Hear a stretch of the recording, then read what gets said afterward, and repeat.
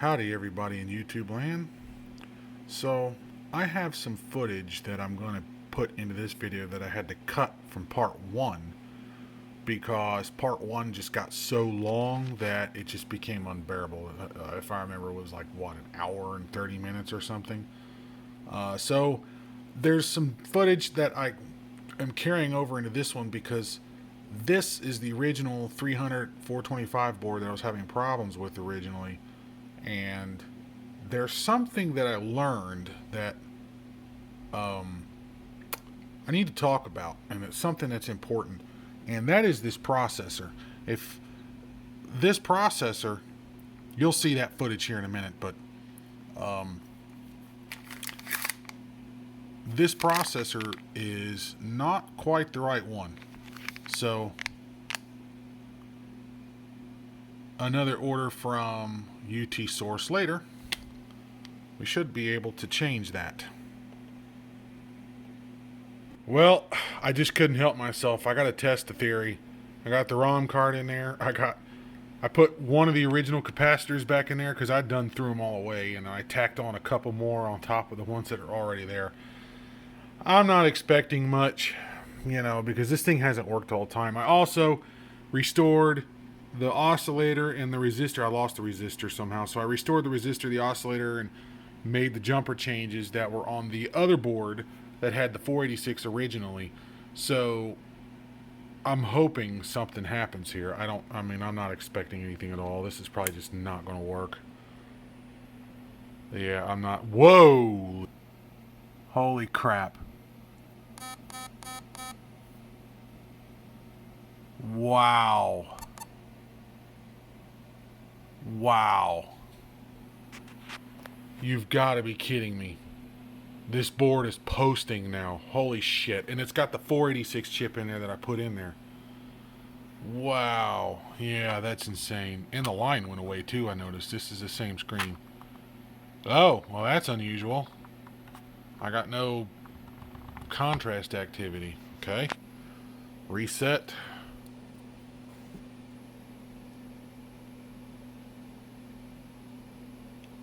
Huh. That's interesting.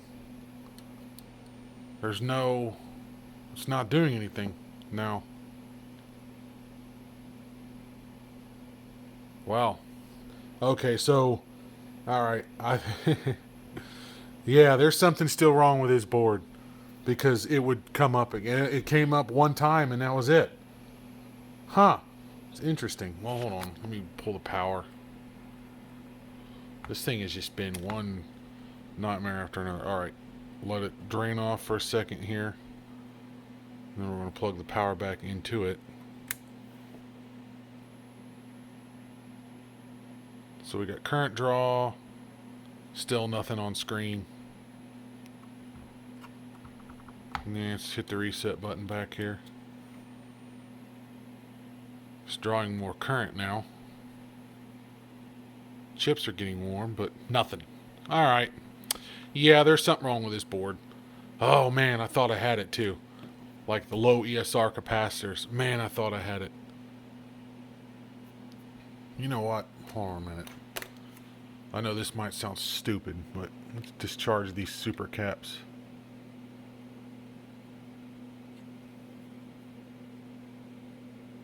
Not expecting that to do anything, but that's the only variable from unplugging it and plugging it back in. It's the only variable.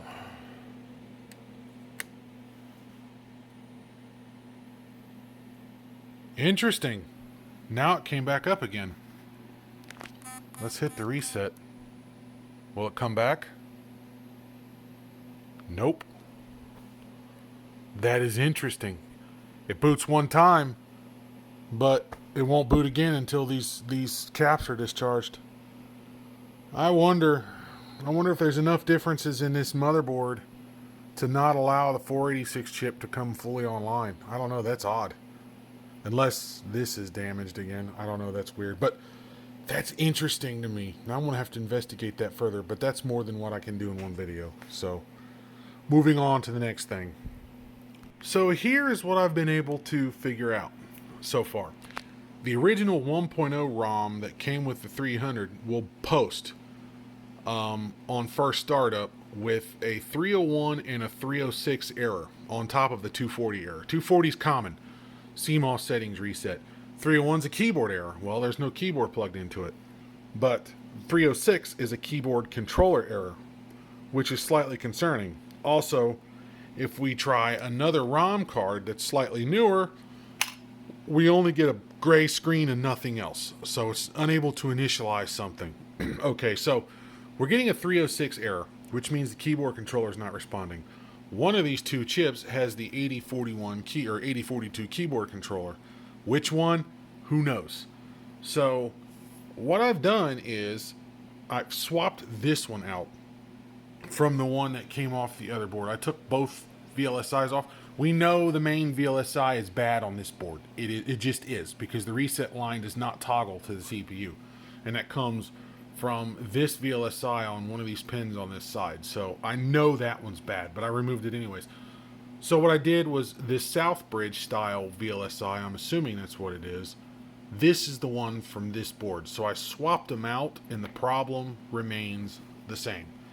But the good news is this chip is still good here, so I can put that up in my stash. Anyways, 1.0 ROM will post with those errors. The 1.1 and newer ROMs will not. It hangs up somewhere. And also, as we found out, when we press the reset button, we don't get it will not post again. So I'm thinking the problems are related. They may not be. But what I did figure out is this. If I heat this CPU up a little bit with the heat gun, like if I plug this thing in now, it's probably not going to work. So if I plug it in, it might work. No, it's not going to work. Press the reset button, nothing happens. All right. Now, if I take this heat gun, put it on low, and I heat this chip just a tiny bit, then I reset, boom. I didn't even have to reset it. See? Still get the 301 keyboard error and the 240 CMOS error. Counts the 2 megabytes of RAM. And then we're going to get a 306 keyboard controller error. So the keyboard controller is bad, is what it shows. But we also know if we hit the CPU up, or heat it up, it works. So the thing about this era of x86 hardware is there are two separate buses. You have the main bus, and then you have the I/O bus. You got I/O write, I/O read, memory write, memory read, and all of that fun stuff. So the memory bus is working because we can read the BIOS, the ROM. We can access the memory without a memory error, and then we can initialize the display. So we know the main bus works 100%. But the peripheral or the I/O bus might be a problem because we've got two commonalities here. We've got a keyboard controller error, which is the 8042, which I think on the x86 architecture, the AT architecture, that is on the I/O bus. The IOW and IOR lines coming from this CPU. And we also know it will not post unless the CPU is warm. So I'm beginning to think that this new old stock CPU that I picked up is bad. And it might have been from the reflow heat, or it might have been just bad from the factory, or it died when I was messing with it in this board. So this CPU is damaged in some way and has to be replaced. We know that for a fact. And I'm wondering if the two issues are correlated. I removed the rigged capacitors and all of that stuff, and it was a faux pas. It was a red herring. It was not what that was. It wasn't the low ESR thing that I thought. No, I'm just getting down to the fault of where this board is, and it's in this CPU. So the original CPU, we had no bus activity, and this CPU was good at one time. So I'm wondering, just simply heating this up with my heat gun, and I didn't use this to pull the chip. I used the little Chinese dial temperature thing, but I'm wondering if it was still too hot and it just killed this chip. So I'm going to see if I can't get a new old stock one of those. But I'm also going to reorder one of these. I'm going to get both of them. I want to replace it with another 486 first. I undid all of my mods. I removed the resistor that was here, and I put the solder blob there so this 50 megahertz oscillator is bypassed. I don't know what it's for, but I know the original board had it and this one didn't, so I moved it over. I also reestablished this blob that it had originally, and on the back side of this board is another chip right here, and there's a jumper here. So this board has the blob there. On the other board, it's moved up over here. So I've tried it both ways. It doesn't matter. It doesn't change the behavior. So I restored this board back to stock with the exception of the CPU, and it still posts as long as this is warm.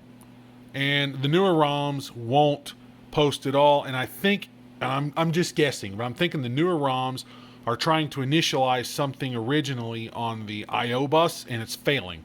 The keyboard controller, for one, it's failing to initialize it, and it gets hung up forever. So there's only one of two things happening. The CPU is bad, or there's something bad inside this VLSI, which I can't rule that out. There's something bad inside this VLSI, and it's not selecting the peripherals correctly on the I/O bus. And the I/O bus let's see, how am I going to phrase this? The serial port, the parallel port, and the maybe the floppy controller. This doesn't have that, as well as the keyboard controller, and all that stuff is on the I/O bus. The graphics controller, the memory, the ROM, all of that stuff is on the memory bus, the main bus. So, or the VESA local bus, I should say, which is not really a VESA local bus. It's just the local bus on an older 386 system. That's the main bus. Whereas you have the secondary. But anyways, something's up here because I can't get the keyboard controller to initialize, and then I got to heat this chip up so it'll reset post every time. So something's up with that. I'm guessing it's the bad CPU, and it can't. The I/O lines are not toggling when they should be. I should check that, but yeah. All right. So the thing that we learned is the processor will not work. This board will not post unless we heat this chip up, and then we get those errors. We get the keyboard error, and then we get the keyboard controller error. Well, this chip is the 33 PAF version of the SLCE.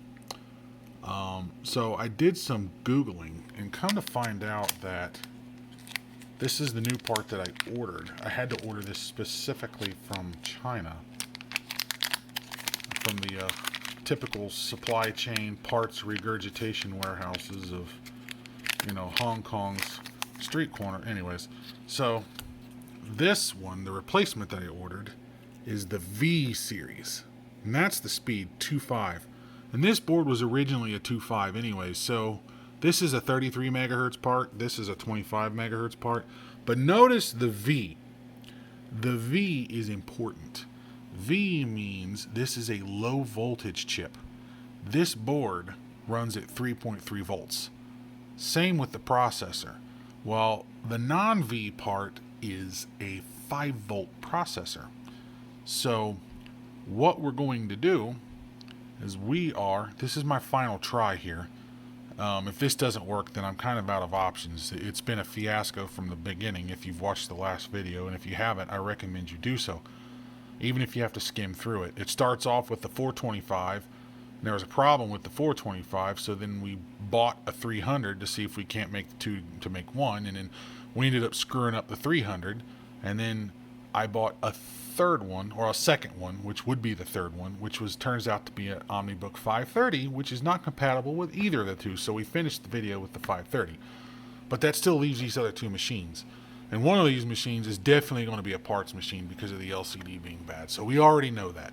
And the motherboard was bad too. It was eaten away from battery damage. So now that's a recap of that video. So at this point, we're going to remove this chip. We're going to move that one over to there, and we're going to try this again and hope that fixes our problem. I ordered some parts from Mauser a couple times now, and I keep forgetting these super caps. These are the originals, and they're starting to leak, so they got to go.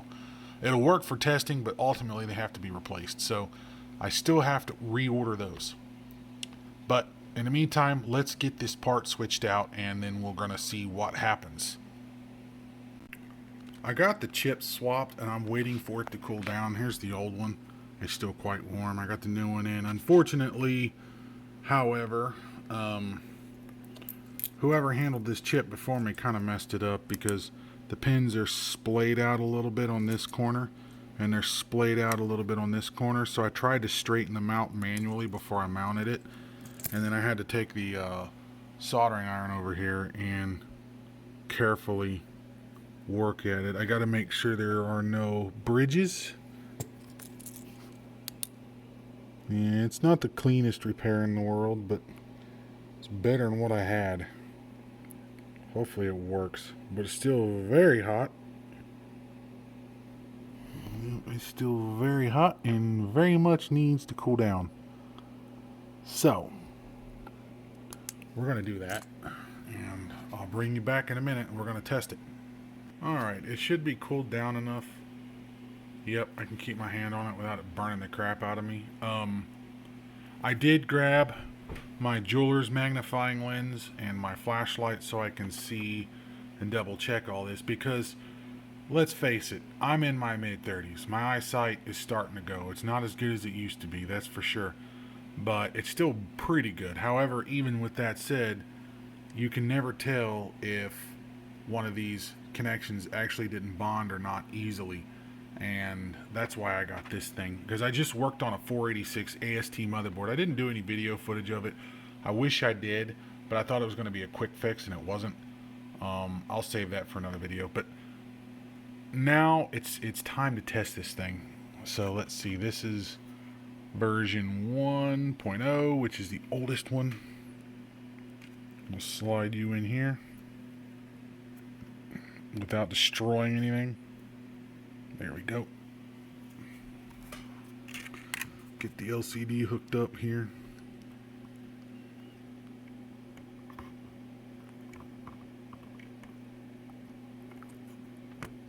Alright.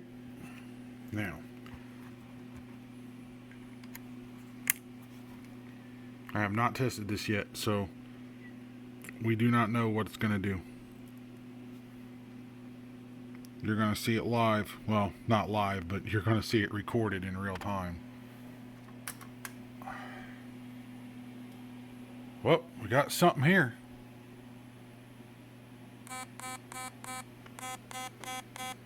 "301 keyboard error. Do I get the same problem?" Let's see. I bet we do. Yep, we certainly do. Well, that's a shame. Unfortunately, the keyboard controller is in here. So, at least it posted right away. Let's see, does it continue to post after hitting reset? Nope, it does not.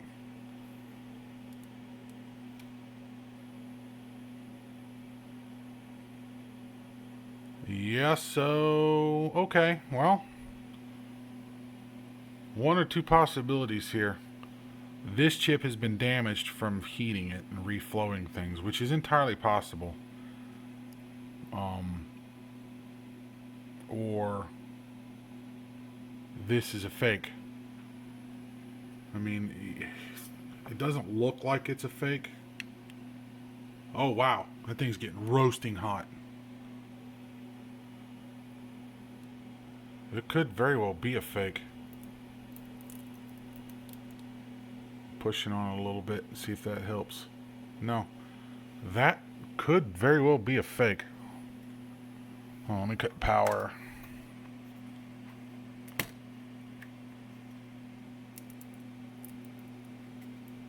Let's try a different ROM card. This is 1.1S.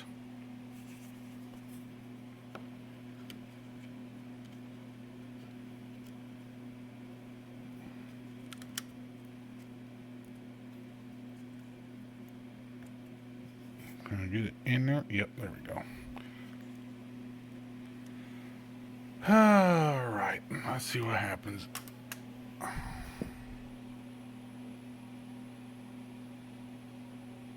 Not much. Reset button. Well, it did work. Not anymore.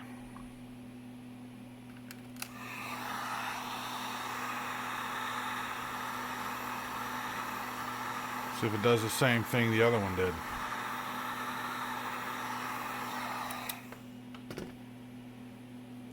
Ooh, toasty. Nope, it does not work. So, and then this board worked perfectly fine originally until I started replacing CPUs. So, it was worth a shot getting the right 3.3 volt CPU. But I have an itching suspicion that this chip here is just gone. It did not tolerate the heat from reflowing this, and I don't, even though I have this, I don't use that for reflowing. I have one of those, I think I've showed it in previous videos, but it's one of them cheap Chinese wands with a temperature and fan speed adjustment that you can hold. That's what I typically use. I just use this for pulling chips off of junk boards and stuff, but yeah, it looks like that our Omnibook 300 and 425 adventure has reached the end of the road. Because, again, you cannot get that particular chip. So, with that said, let's, I should be able to do this hot, because it won't hurt anything. So I got a bunch of Omnibook parts I can sell if anybody needs any ROM cards or anything.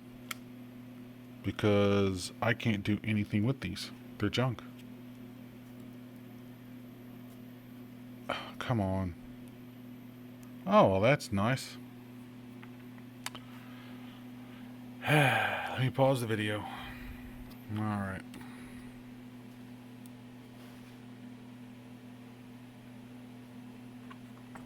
Nothing. Just dead to the world now. So, come on.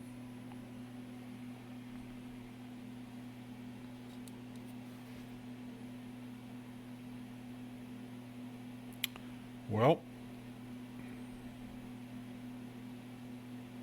there's only so much I can do because of this chip, unfortunately. So, alrighty, guys. Well, that was rather uneventful and unfortunate because I've thrown a lot of money at this thing. But you know what? It's a learning experience, and you guys get to learn and see what happens along the way. Also, I'm hoping this video series have taught you what to do and what not to do to fix these things. Plenty of mistakes made along the way on my part, and then plenty of learning opportunities along the way, and I figured it would be cool for you guys to learn along the way with it. But if anybody needs any of these Omnibook parts, just let me know. I don't know if there's anything on here you can actually use, maybe the RAM or something, but this chip was good because we swapped it. But unfortunately, this did not fix it. So, thank you for watching, and rest in peace, little guy. Rest in peace.